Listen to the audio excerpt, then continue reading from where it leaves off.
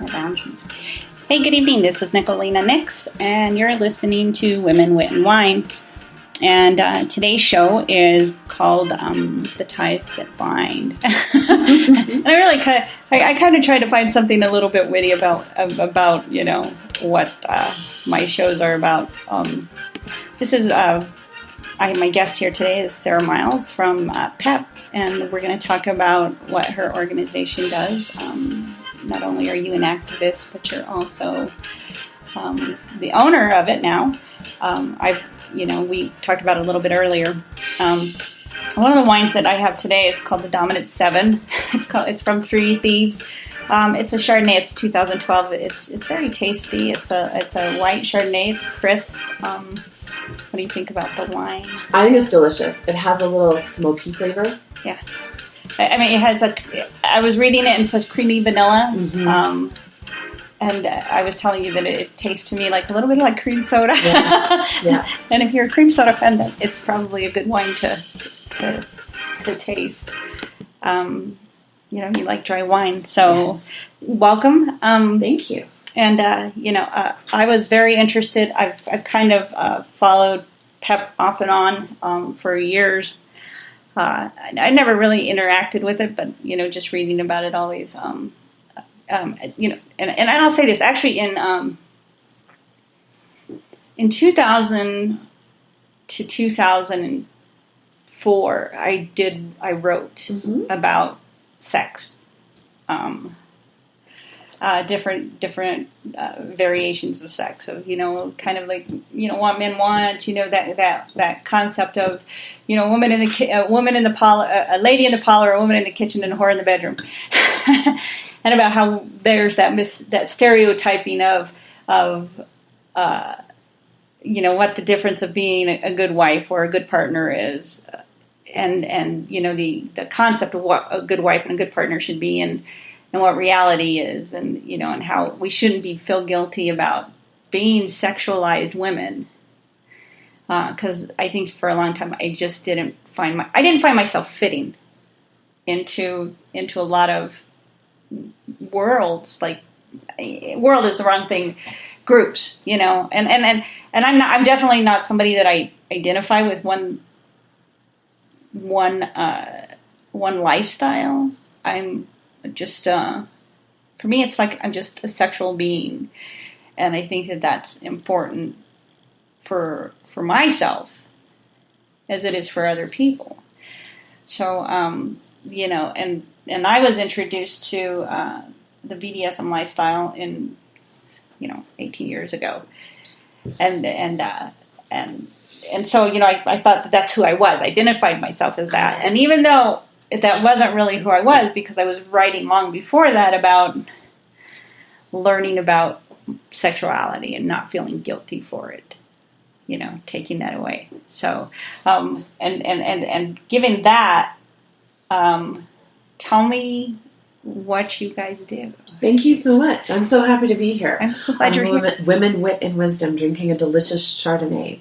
So again, I'm Sera Miles. I own PEP, People Exchanging Power. Our website is peplove.com. We started out in 1986 as Nancy Ava Miller's brainchild as a support group for people interested in BDSM and fetish. So if you want me to tell the story, I can tell the story. Please do. Tell the story. I love telling the story.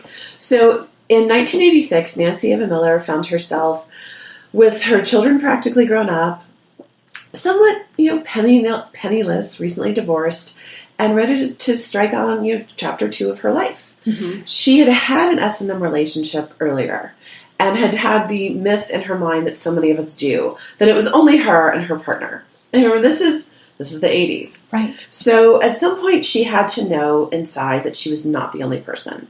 And I love that, because I think that's how all movements start. That's how everything gets better. One person says, it cannot be just me.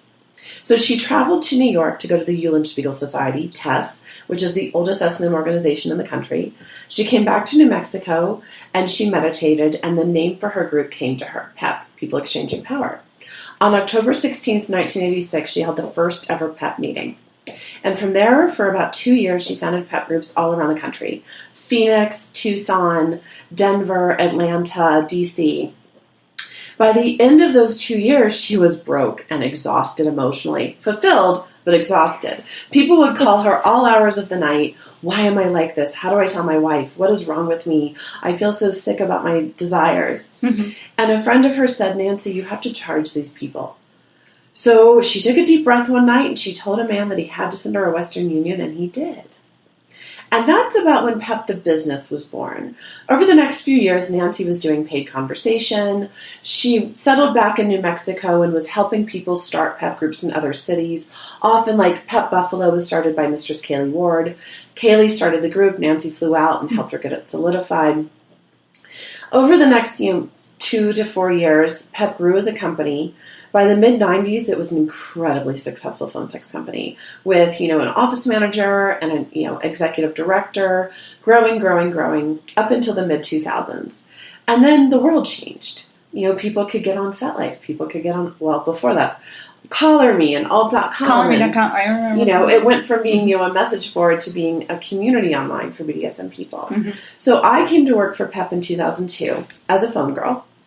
And worked for PEP off and on until, never, off and on is I finished my graduate degree and I came back and worked full time. I had a child and took a little time off and came back. And at the end of 2015, I took over as owner. Nancy sold the business to me. Everything that we do always harkens back to giving people, especially submissive men, a safe place to explore their fantasies. We're a no taboo company. We offer conversation on absolutely everything, depending upon the lady's comfortability, of course. Right. But most of my ladies, we learn very quickly that it's never the topic that bothers you. It's sometimes you don't click with a person. And so we really emphasize that at PEP, to the gentleman too. We will be able to find you somebody to talk to. I think I agree with that, and I say that because I had cancer, mm-hmm. and I was diagnosed with cancer in 2000, and I had just bought this house, mm-hmm. and I closed on it, and I lost my job, and so I thought, what am I going to do? I became a phone sex operator, and even then it was a little bit different than what it is now. Mm-hmm. So I made enough money. Because with unemployment and doing the phone stuff, just enough money to make my bills. Mm-hmm. However, there were always subjects that came up, and then, I think, I'll tell you one time, the guy was calling and his story was that his girlfriend had just castrated one of his testicles, and then he was going to castrate the next one. And then all his exes who think that he's just a worthless POS, we're going to get together and watch him get his penis cut off. And I'm like, I can think of better things to do with your penis. And he goes, okay, thank you very much. And he hung up on me. And it was like, and the person that I worked for at the time, she was really nice. And she said, remember, the thing all you have to remember is it's just fantasy. Just go with it. Yeah. You don't really have to like the subject. It's just a fantasy. You just have to think into it, and not overthink it so much because, I'm an analytical personality. And so I'm people would say I'm argumentative, and it's not that I'm argumentative. I just want to understand why You're inquisitive. Why do we have to do it this way? I mean, because what if there's a better, faster, mm-hmm. easier way to do it than this long drawn out process? Right. So I'm one of those personalities. But I would tell people when they say that to you, I would tell them, no, I'm inquisitive. Yeah, I mean, like my last employer was the COO would say, you're argumentative. It's like, how am I argumentative? I'm just asking a question. Right. I'm just trying to understand. Whoa. Hello. We have another guest. Jesus, go lay down. Come on. You can't be in here. Outside. He's going to go outside. We're all good. All good. That's a strong dog. He is a strong dog. Yeah. He broke the gate. It's okay. So, So but again, it's I just kind of want to understand why. Well, why would you really want to, so that's where the kind of the life coach in me would want to come into and say, well, why is it that you want to have your penis cut off? Those are totally skill things you learn during phone sex. Like in my early days, I remember had a gentleman who wanted to, we talked for 3 hours at that point when he brought up castration, and I was so shocked by it that I didn't respond very well. I was just like, he goes, I think he was just like, oh, Miss Josh, are you going to cut it off? And I was like, no, because I was in the moment. That was not what I was going to do. And now, as I've done phone sex for, 15, 16 years, I know the answer is to say, like, well, what do you think? Yeah. Well, tell me more. I might. To just always kind of say yes. Like, it's an acting thing. You're a performer. I have background in performance. You always say yes. It's improv. We're just going to say yes. We're just going to say yes. Yes, and what else are we going to do? Yeah. What else would you like? Yeah. Tell me more. And that's something I say so much. I'm listening. Tell me more. Mm-hmm. Yeah. Because sometimes they just want you to listen. So many other people who call phone sex lines are just looking to be heard because they're not heard in their day-to-day life. Right? Yeah. I mean, I think that's hard. I mean, I've met people that have, they've gone through the, world, the whole, my wife doesn't understand me, blah, blah, blah.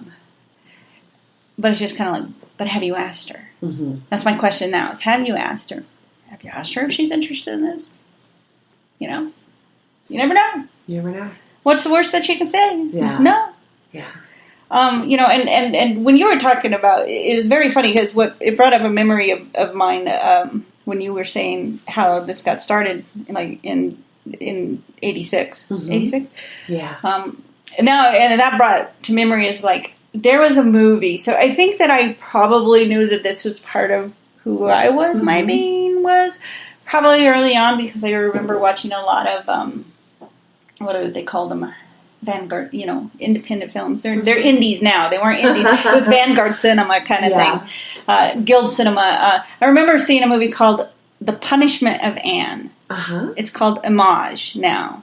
The Image. And I'm like, oh my God. Wow. That's just wild. So I would just make jokes about, what your hard limits are. Mm-hmm. No dead people, no children, no animals, no piercing of my mammary glands. Because there's a part where they take a needle and they stick it through her mammary. Oh. And I'm like, oh, no. Yeah. So I remember that early on, and so I probably has kind of always just kind of been an undertone lying there. Yeah. Now, so one of my questions would be, is do you find that people that are interested in this lifestyle, the talk, have had maybe abuse issues in their past? I mean, because I don't really want to tie it in, because I don't think that it always necessarily ties into that, but people seem to assume that. People assume that, but the bottom line is that reporting, 20% of all children in this country are abused or neglected, and that's via reporting only. So we can gather from that well over 50% of all children who become adults were abused. 50% of all people are not into BDSM. But I would say that 80 to 90 to 100% of all people in this country are ashamed of something about themselves. Because what's endemic in our culture is secrecy and shame. That there's something wrong with you, that there's only one way to be good and right. Right. And so, even if you are a white, cisgendered, heterosexual male, there's probably something, and Christian, and able-bodied, and neurotypical, and you might have the whole package. Yeah. But there is still probably something that you're afraid to tell people. And maybe it's that your mom used to hit you. Mm-hmm. And maybe it's that you like to smell feet. Right. And maybe it's that there's a strange kind of porn that gets you off, and maybe you don't even want to do it with anybody. But somewhere along the way, all of us are socialized in this country to believe that we have to hide something about ourselves to fit in. And that is true of all people who practice anything. Right. So I guess my answer is yes and no. I mean, there's correlations between every kind of childhood experience and what can come out on the other side. One of my adages is that BDSM is not therapy, but it can be therapeutic. If you go into doing BDSM to get therapy, that's not going to work. Right. But if you're already working on yourself, whether it's with a therapist or doing some things on your own path, and you enter into some kind of power exchange or sadomasochistic behavior, consensually, aware, then you can end up feeling some therapeutic changes happening. Right. Yeah. And I see that, because, some of the topics that I talk about, like not too long ago, I was talking about, how when we lose a spouse, we become widows or widowers. When we lose, parents, we're orphans. We become we have titles that are given to us, but who are you when you lose your child? Because we're not supposed to outlive. We're not supposed to outlive our children. And so, when I talk to people, I had a friend, I said, I wanted her to come on the show. She ended up not coming on, but I told her, I said, I think it would be very therapeutic for you just to talk about it and share it with some people. About losing your child? About losing your child. I mean, she lost her son in an auto accident, and it was tragic, and it took her a long time to get over it. And, even 3 years later, she was still having a hard time with it. And it was like, maybe you could help others to hear your message, and it goes beyond just knowing that there's other people out there that have gone through the same thing that you're going through, and I find that and that's kind of my goal is when I'm talking to people is I want this to be kind of therapeutic for you and not it's not something, because to me this is a no judgment zone. Right. I don't judge you unless you kind of like impose something of the effect of well, blah, blah, blah, I'm just a victim. And then I'm going to judge you because, like, you put yourself there, But for the whole of it, I don't want to look at this as a judgment zone. I want people to come here and feel free and talk. I don't have to understand. I don't necessarily always have to agree with the person that I'm having a discussion with. I mean, this isn't only in my self-interest. This is really in an interest of what I want people to hear and listen to, and with the show is I find that I'm kind of like, although I don't have a huge following yet, I'm listened to worldwide, and I get surprised, and when I'm looking at my statistics, and when somebody in Somalia has listened to me, and I'm like, what did they want? Did they understand me? Kind of thing. So I agree. I mean, I think that for years, I don't know that. I'm sure that I have secrets. I kind of tell people my life is an open book, because I kind of like to think that I'm an open book. So but I pace myself at what I tell people. But for the I'm trying to think of my wording here. In an essence of, I'm just always me, like I'm kind of like working temp office work a little bit, like 1 day a week. And I go in and they're a highly religious group and it's like, I just can't really see myself working there because in the long run, you'll realize there'll be a problem. There's going to be a problem because I'm not a Christian. My last job, they were Christian, and one of the owner turned around to me one day and said, I know you're not a Christian. And I said, you're right, I'm not, but it doesn't mean I'm a bad person. That's all and that's all it's about. I live an honest life, and I will tell you like it is, and and most of the time I'll probably get in trouble for it, but I'll always be the person that I'm always going to just tell you like it is,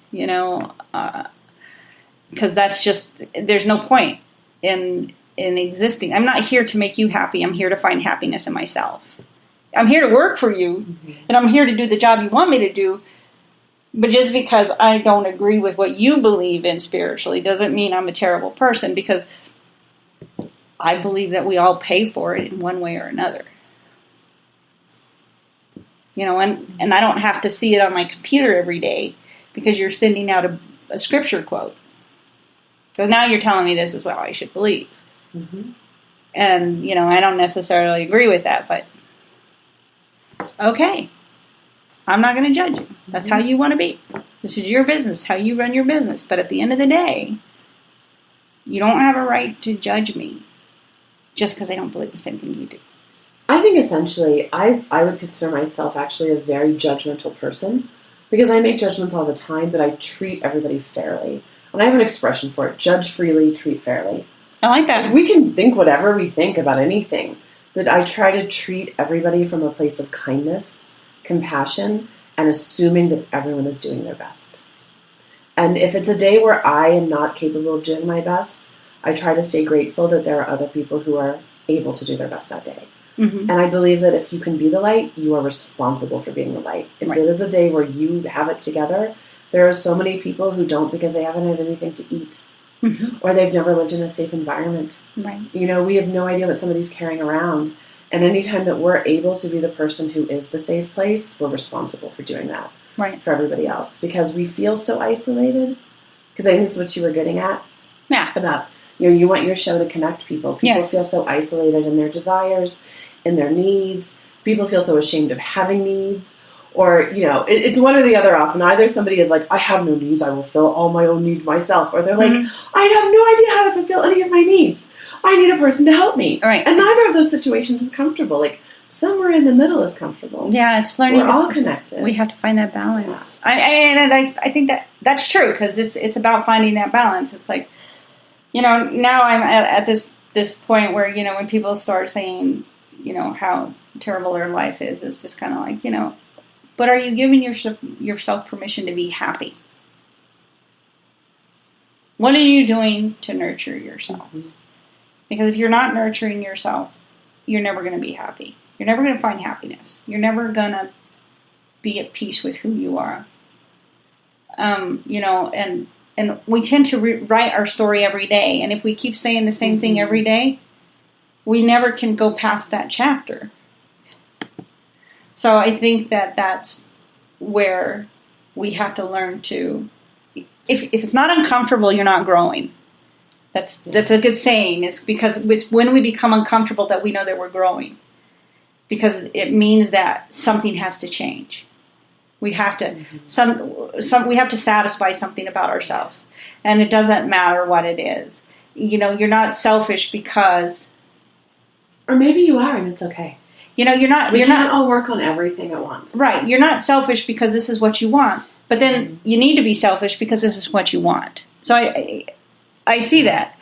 And so, and I think that an organization like yours is great because it is an avenue of release. Connection. Yeah. And sometimes it's just, sometimes it's just talking to somebody, just hearing that voice on the other line, because you don't know, that person could be a shut-in. That person on the other end could be a shut-in that never leave their house, being agoraphobic, be,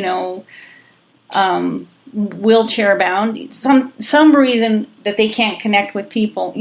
I always find these interesting, is the shows about the living dolls. They're the life-size dolls, sex dolls. The sex dolls? They're people pay $10,000 for these things, and they live with them like they're wives and stuff like that. Oh, those are great. These are I love to watch those documentaries because it shows a side of people who don't know how to connect to people, and I connect with everybody on different levels, but at the same time, there's this part of me that I don't like people. I don't like small children. I don't even know how my children lived this long.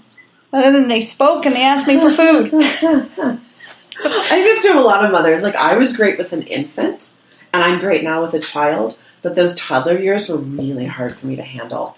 And I was just, like a newborn, fine. And now, fine. But somewhere between 18 months and 6.5 was I don't know, I think for me it's 18 months parenting. And 8. Yeah. Yeah. Yeah, and I know other people who were taking care of the baby was the worst thing ever. Even though the twos were terrible, oh my God, it was so much better. And I'm like, what? But that's again why we need to have communities and friendships and networks, because you're not going to be good at everything that comes up in your life, whether it's parenting or your work or your spirituality or your work on yourself. You're not going to come fully equipped with all the skills for everything that comes up. So hopefully you have a network around. I think the human dolls are fantastic. Because I think I don't want to, make any assumptions about somebody who has one, except to say that it fulfills something for them. In my experience as a sex worker, so many more people than we think. Like, I think the assumption is guys who call sex workers or use sex workers, that's all they do. People. That's all They're they just do. creepy people. But it's really not. For the majority of people that I've worked with in my 16 years as a sex worker, this is a part of their sexual repertoire. Some of them have very open relationships with their wives or girlfriends. Some of them don't. Some of them are widows. For some of the gentlemen who call, it's a once a month, this is a little me time. Mm-hmm. It's a very comfortable part of their sexuality. Absolutely. And I agree with that. And I wonder that, too, for a person with a doll. Like, it's totally possible that there's, like, doll night and then girlfriend night. Because maybe it fulfills two different needs that they have. That could be. Because, like, if you have somebody, in some people's opinion, could be perceived as overbearing, demanding, da-da-da-da-da. Well, now you have this doll that's very lifelike, and you can have a conversation with, even though she doesn't talk back to you, but you have this conversation in your head. Well, we do. We do. We have all the time. We have conversations in our heads all the time. My daughter will, on that subject, because if I have a bad experience at something, so like I go into a store and I end up arguing with somebody, I will go to my car and I have to work it out in my head. Right. And my daughter will laugh at me because I'll be at the steering wheel as I'm driving down the street going, gesticulating. And and I'm moving my hands, having this conversation. And she goes, "Are you talking to yourself again?" It's like, yes. Yeah. But, now he goes to this doll and here's somebody who's not as demanding, who doesn't talk all the time, who doesn't, it's peace and quiet. But yeah, I can touch you. And, I think somebody once said something about when I was married. When I was married to my daughter's father, he would always come up behind me when I'm in the kitchen and I have a knife in my hand and hug me from behind. And then somebody made a comment to me that was very profound. It was like, maybe that's the only time he can feel you won't push him away, is because your hands are busy. Mm-hmm. And I'm like, never thought about it like that. That's an interesting concept, and it feels safe. Now it's safe because she can't reject me. And I thought, well, that's kind of interesting because my mom was a tense personality. When you hug her, she'd tense up. And so, like, I don't know, I'm sure I carried some of that with me. Yeah. My mom was, I love you, love me, but love me at an arm's length. I don't see myself as that way, but I'm also somebody that I don't have to touch somebody all the time. I think I'm a little more affectionate, but I also don't want to feel like I'm being clinged to. Mm-hmm. So I could see that, if you have, it'd be like if you have a clingy boyfriend,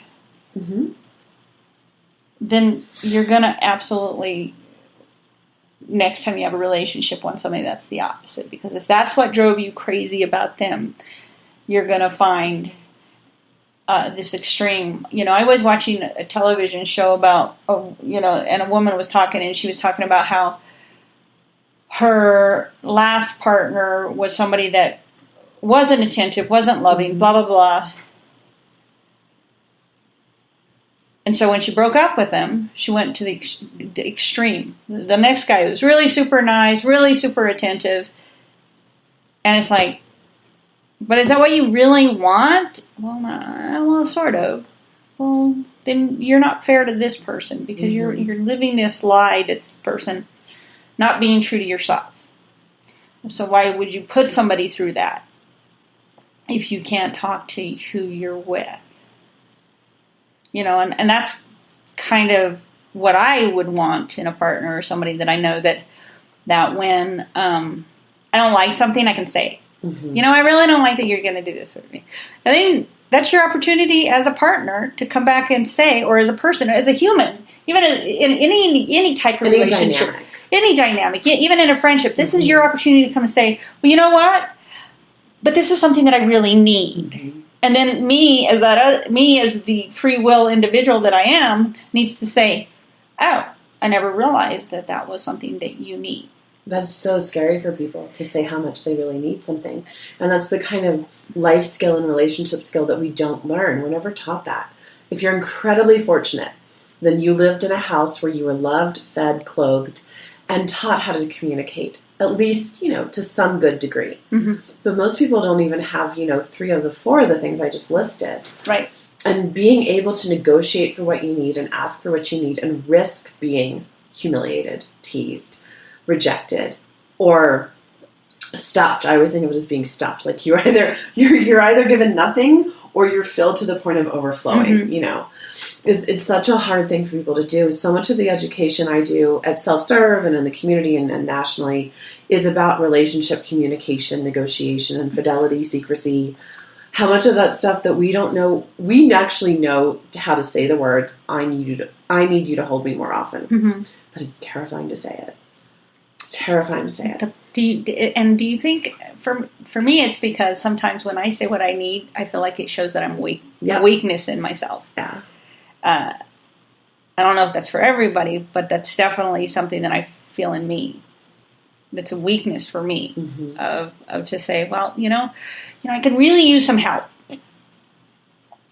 Because now I feel like, well, I'm really not that independent person that I say that I am. And because I'm a fairly independent person, and but at the same time, yeah, now I'm actually capable more of saying, I can do it. I'm capable of doing it. I just don't want to do it. I'd rather somebody else do it for me. Unfortunately, it's not always in my budget, but, Right. Those are hard things for everybody. So, what got you started in this? I said you said you went to work for PEP. What prompted you to do it? So when I was in my early 20s and the internet was really kind of bubbling up, I got a home computer and I was able to get connected to some other kinky people. I knew I was kinky, I had a spanking fetish, and eventually I met, through a lot of intersections, a woman in Staten Island, I lived in Baltimore at the time, who was making spanking videos. And I went and I worked for her for a weekend. I made 2 videos. I did I think 1 in person. It was amazing. And I came home from that trip waiting to feel ashamed, waiting to feel something negative, and I just felt great. I'd gotten to do all this stuff, I met these great people, and I had a lot of money. It was $700 in 2001. That's a lot of money. In 2001 for a 3-bedroom house in Baltimore was $725. Right. And I had a great time doing it, and that was with another person. I made basically 2 months' rent in a weekend. So I continued working for her, and then I found a local dominatrix, Venda Lazane, in Baltimore, who I apprenticed with. And I knew I was coming out here to New Mexico. So I got about 10 months of training between Kelly Payne and Venda Lazane, came out here, found PEP, started working for PEP. It was a hard adjustment because I had done in-persons and video. So being on the phone was kind of dull. And they all warned me at PEP. They were like, you're not going to like this at first because you're used to so much more activity. But then eventually it was great. So I was like, I don't have to shave my legs. I don't have to clean anything. No, I have to comb my hair. I'm kind of a spoiled hoe. I'm like, oh, you want me to meet you in person? I don't know. Let me refer you to somebody. Do you meet people? Very rarely now. In the past, more. PEP has a policy that a gentleman has to do 3 paid telephone conversations before you can meet in person. And then I don't ever run in-persons through my merchant account or take the money through my company. That's something the lady does on her own. Right. But the great thing about a PEP in-person is generally you haven't done 3. You've done 10, 20, 30 conversations before you meet in person. So it's so comfortable. You know what the gentleman is looking for. He feels comfortable with you. And so many of the gentlemen who come to us when they hear about the policy have had a bad experience with a dominatrix in the past, where he's gone in and she's just done some flogging, some bondage, some this and that. And he was like, but what I wanted was to worship your feet and to be put in a collar and nipple clamps. And she because there's no communication. I never want to talk badly about other women in the industry, but the industry got really big really fast. Right. And so there are a lot of people out there who weren't trained, who didn't come up like I did, being taught by other people. And so you can, just like anywhere, you can get a bad experience. So our gentlemen are so excited often. Once they understand it, they're like, this is going to really guarantee that you're going to have a good time. Right. Because you'll know at the end of that first conversation if you don't click. Yeah. He's just out We offer a $59 30-minute new-to-use special. Mm-hmm. The very first time a gentleman calls any lady, he can use that. So he's at $59. He probably had a decent conversation. Mm-hmm. That's one of the things I love and I'm very proud of. Almost every client, no matter, if he clicks with the lady, says, she was great. She was a wonderful person. I just don't think we're a good fit. Right. Yeah. And then if they are, then they keep talking. And when we do meet in person, everybody has such a better, safer time. Everybody feels secure. That makes sense. I mean, because, have you ever had a bad experience with somebody? I really haven't. I mean, I've had experiences like everybody has a bad day at work where I didn't really like somebody or something was uncomfortable for me, but I've never had a really bad experience. Thank you. The worst I ever had was when I was apprenticing with Kelly Payne. She always did the sessions with me. Mm-hmm. And it was a thing, with both her and Vendela, that I was not going to be alone with the client for a while. Eventually, we had seen a client together who wanted to see me alone. She did all the negotiating. She handled the money. I was still in training. And he spent a good 40 minutes of our hour session trying to convince me to do things that we had not negotiated for. Right. And when we got done, he left. And she has a 3-story home. Mm-hmm. So I'm up on the 2nd story doing my session. He goes out the front door. I come in. And, she's very excited. It's her girl's first time on her own. And I tell her what happened, and she was lit. Yeah. I mean, just lit and so defensive of me and just on the roof, like he is never going to come here again. And that was so reassuring, Well, so I had a bad experience, but I was so well taken care of. Yeah. And again, I worked in a massage parlor for a short time, and I had a really difficult client one night who just wouldn't say what he wanted. We had a domination area that I worked in, mm-hmm. and he wanted to wrestle, but he wouldn't say it. And the woman in charge could overhear enough of it that at the end, when I came up, I was just like, oh my God. And she was like, we're not going to take our cut. You're going to take the whole cut. Mm-hmm. Like, again, I had a negative experience, but I was so well taken care of by other women in the industry that it doesn't feel negative. Yeah. At the end of the day, my memory of it was a learning experience. It was a bad day at work.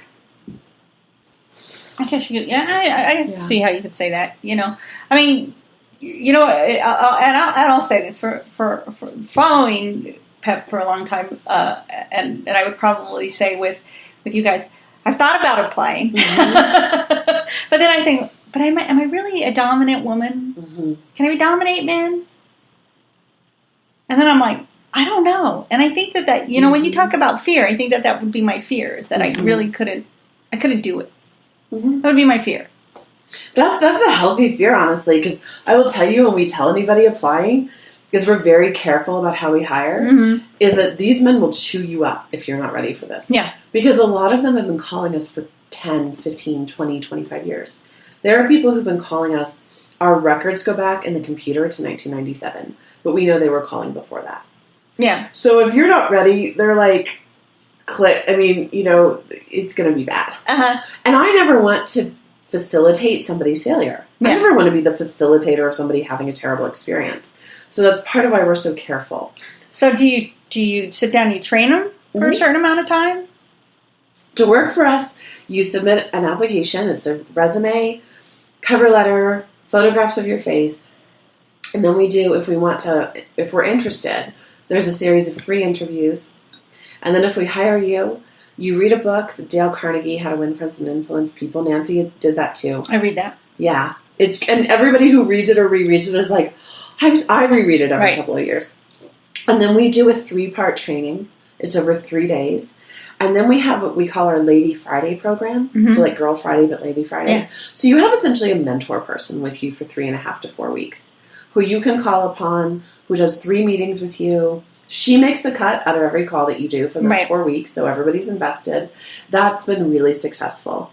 That's something we pioneered just in the last 6 to 7 months. That's pretty cool. Yeah. And then after that, we do a refresher training. Yeah.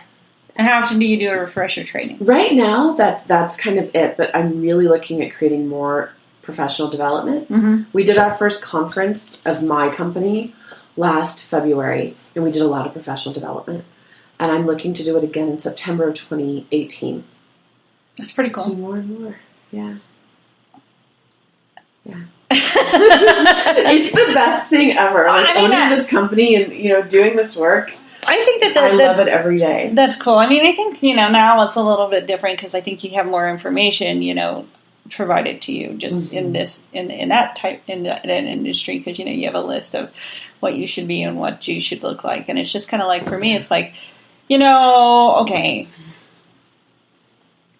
I'm 25. No, yeah, we don't do that. Everybody's genuine about who they are. I haven't been 25 in years. Yeah. And I don't want to knock the services that do that. Like, yeah. If I was a customer, there might be times where I just want to whip it out and I want to do, down and dirty, and I don't want to spend very much money, and I just want to get off. I get a lot of those, and then and then I think again that's where that whole where it cuts into your time kind of thing, because now I'm on an average, I'm on a call average. If I don't average 10 minutes, I'm looking at making 10 cents a minute, 10 cents a minute. Totally ridiculous. And it's like you gotta keep the guy away from sex. Well, when a guy says he's got his dick in his hand, that's manipulative too to the customer. Yeah, when a guy has a dick in his hand, he's ready to go. He's ready to go. Yeah. When he calls you up and says, "I'm stroking my dick," and it's like, okay. So, what would you like me to do to it? Right. Tell me. Let's do it. Describe it to me. Is it green? Customers who call PEP generally want to talk to you. We sell more full price 1 hour calls than anything else. Mm-hmm. They're looking to do an hour. We have a handful of customers who do very short calls, who do 15 minutes or 30 minutes. Or they might book 30 minutes but only use 20, 22 minutes of it. But again, there's some chit chat. Mm-hmm. They want to get to know you. They want to be in a long-term secure dynamic. I like chit chat. I had when I had cancer, I had a guy would call me just to listen to me urinate. Mm-hmm. And he was just the sweetest guy in the world. He's so, how's it going? And and he actually even called me after 9/11 because that's kind of when it. And he says, I want you to know I check on my family. Everybody's okay. Before I called you, it's like we're having this conversation. It's like okay, and it was just I like that casual, let build up to it. I think that makes things a lot more intimate. I think so. Than just going straight into the. Because I'll be honest, you could work for Night Flirt and make more money than you can make with my company faster. Mm-hmm. Now, that said, you also have to build an excellent profile. You probably have to pay to be listed because there's so many other people. Yeah. And you have to put everything into it, just like you do at PEP, except that you don't have to pay to be listed. And I will do a lot. I do all the writing, and I will do a lot of the promotion of you. In the long term, you can probably make more money with my company. You can probably make the same amount of money at the end of the day. Well, I mean, here's the thing. Think about this.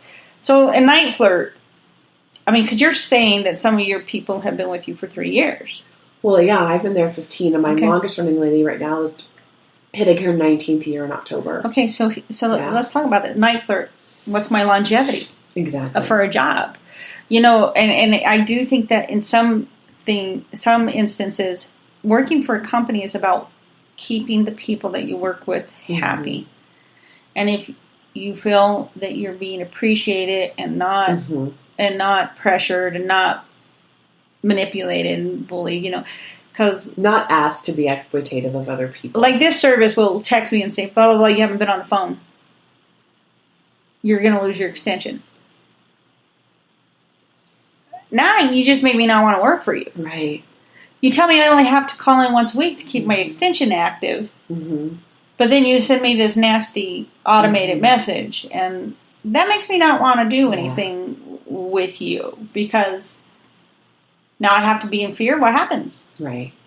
What happens if I don't like that? It's important to me that my contractors and employees feel secure. Because people do better work when they feel happy and content. And they're not worried about a lot of things. Mm-hmm. They're able to be creative. They're able to be inventive. So I think people stay with PEP for 3 main reasons. And one is that they love the clientele. Our clients have been with us for so long. When somebody new comes, they generally become a long-term caller. They get to have these much more in-depth, meaningful conversations. And again, it's not dogging what other services are doing, because that's important too, and that's valuable for people to have outlets for their sexuality. Right. But people stay with us because they love the clientele. And clientele to PEP are loyal to PEP. Mm-hmm. They love the other women. They love the camaraderie of the other women. We use a chat platform all day long. We can talk to each other. The Lady Friday program has helped create kind of small relationships, within the company. Right. And doing the annual conference is, again, something that brings us all together. So they love, too, if they're newer in the sex industry, they're getting this mentorship from people who've been doing this. I think I added up, me and one of our ladies combined experience is like 46 years or something. Mm-hmm. Like, that's older than some of the people who work for me. Right. Right. And then they also stay because they love that they get this this training, this development. That there's always kind of something new. We have a resource page on our intercompany website that has, I don't even know, one of my top phone counselor, Lyra, built it. It's a resource on all the topics she could think of to get a good resource on. Mm-hmm. So if you're new to this, and there, somebody brings up something, one of our cardinal rules is you never pretend to know something you don't. You just say honestly, I don't know a lot about that. Yeah. Would you like to tell me? But we have a resource built in for our ladies too, mm-hmm. so that they can get more information. We have a Kink Academy membership, so they can go on there whenever they want to and watch instructional videos, watch videos about relationship counseling, etc. That's pretty. So those are the 3 reasons people stay with PEP. Well, see, for me, it's like I am one of those personalities. No, I don't know how to do that. Right. But if you give me a day, I can guarantee you I can give you all the information I need to do it. Yeah. That I can do it for you. Yes, I don't know a lot, but I can guarantee you that I can find it out. Are you an interested person? Yeah. Know? That's what often a gentleman is looking for, mm-hmm. somebody to be interested in what he has to say. Yeah. And I am one of those people that is like, oh, well, okay, no, I don't know how to convert a file into, a PDF. But give me 20 minutes and I'll tell you. Mm-hmm. So, I mean, because I'll learn it, because that's how my learning process is sometimes. If I don't know it, I'm not, why would I? Oh, yeah, I know how to do that. Oh, I forgot one. I think the other reason people like to work for PEP is the mission. That the mission does not keep the guy on the phone. Mm-hmm. The mission is not, make as much money as you can. Our mission, our purpose, is to provide a safe sanctuary for everyone to talk about themselves as a whole, and that we address the whole person. And so people like to feel good about what they do in a day. They want there to be fulfillment. One of the ways that capitalism fails is it separates the worker from the product. And at PEP, we don't do that. Right. You are intimately connected all the time. We practice total transparency. Everybody can see what everybody else is doing, booking. We don't talk about our clients in depth. That would be inappropriate. Mm-hmm. But there's a certain amount of informational sharing that our clients appreciate because we all know each other. Right. So they kind of get to be part of the family. We have a new gentleman calling, and he's talked with maybe about half of us. And I can tell he's one of these new gentlemen who's like, I'm going to talk to each of them at least once, get to know them. Mm-hmm. And they love that we know each other. And then he'll realize which one's his favorite. We've had a heads up. Like, when he called one of my ladies the other day, I was like, you are going to love him. Mm-hmm. And she texted me later, and she was like, he's a doll. It's so great. That's kind of the extent that we really talk about it. But they love that too, because often they're feeling isolated about something. And now here they come, and maybe they really like talking to me and Elena and Sky. Mm-hmm. And then they're, and me and Elena and Sky talk about him a little bit, mm-hmm. or, a little heads up. And they love that. They feel important. They feel valued. Right. And it's genuine on our part. Do I feel like 100% fantastic about every person I ever speak to? Like, that's bullshit. No. But by and large, I really care about my client having a good experience with me. And if it can't be with me, having it with somebody else. Facilitating that. We're all really honest about that, too. Like, I would love to talk to you, Bob, but that's not an area of expertise of mine. Right. And I know that Giselle would be fantastic. Yeah. Would you mind if I put you on hold and we call her? Mm-hmm. We do that. And then he's like, he says, no, I like your voice. Often then Bob is like, no, I'm going to talk to you now. And you're like, okay, Bob, we'll do it. And then 2 days later, Bob calls Giselle. Right. And then Bob calls you back and he's like, thank you so much. Yeah. And then, we have a customer for life. Mm-hmm. Because we put his needs before making money. Right. I agree. It's just kind of like, okay, I like blonde, but I don't like redheads. Mm-hmm. Okay. Well, let me introduce you to a friend of mine, So, and it really is. It's just kind of like, okay, cool. I hear what you're saying. I hear what you're saying. And that's, I think, being heard is really a huge part of any type of in communicating. It's like, if you're not felt like you're heard, then you're not valued. There's no value. Do you exist? Do you exist? Yeah. As an example, on dating profiles, I have a dating profile, and my name is Nicolina on it, and so people always call me Nicole. Well, okay, we're done because you didn't take the time to really learn who I was, or people blah blah blah talk to me, and it's like, did you read my profile? Because I don't disclose too much about myself, but I disclose enough about myself that it says what I don't like and what I do, and so you really, no, I'm not going to tell you. I'm not going to waste my time telling, because now you're just playing a game with me. So listening to people and remembering them, for me, it's like, I remember voices. Yeah. I can hear a voice, and I can know exactly who's calling me. When I worked as a bartender, the customers that were regular customers always had their drink before they sat down, because it's about that connection. It's about that I care enough about you as my customer, my friend, my, in some ways, my paycheck. I care enough about you. It's like going to the store to the same person. Okay, for example, like going to the liquor store. If you go to the liquor store and it's the same person, and you go to the same person every day, and every day this guy acts like he doesn't know you, why am I coming here? Right. If I come here every day and see you, not that I go to the liquor store every day, how do you not know me? Yeah. I go to the grocery store, and, I go to certain people because they treat me like they know me. I go to the pharmacy, and they're pulling my prescription as I'm approaching. Right. They know me. So, and that's, I think that, from your business structure is important. The personalized approach is so critical. That's how PEP is different from all the other companies. And at Night Flirt, you can have a personal relationship with with the lady that you call. But at PEP, like, the personal relationship is from the company to the consumer, and from the lady to the consumer, and from the PEP family to the consumer. Right. Like, it's triplicate. And we try to personalize so carefully with every person. And we're able to, because we're really in a process of rebuilding after the company wasn't doing well for a while. And so it's kind of like, okay, this is the time I have to do it. I did a lot of advertising this year, and I'm continuing to do advertising in Hustler, Taboo, MILF Mania, etc. We got one of the best calls from MILF Mania. We used a picture of Mr. Sky, and she's on our website. And I wrote a lot of text. And MILF Mania is a magazine with just pictures, basically, like no words. So we took a chance, and we wrote a lot of text for it. The day the magazine went out to subscribers, we got a call from a gentleman. And he literally said to me, "This is what I'm looking for, not an airbrush 20-something. Booked a call the next day. And it was like, yes! That's amazing. That's our target audience. See, and it's $150 an ad. Like, I don't want them to charge me more and talk about it too loud. But it's a magazine that comes out 4 times a year. Yeah. But we bought a phone number specifically for that ad so that we know who's coming from it. Because I know that over years, people keep those magazines forever. Right, and you dig it up and you go, hey, I wonder... Because the guy who orders MILF Mania wants to see a woman under 40s. Right. Yeah. I believe it or not, I wanted to do...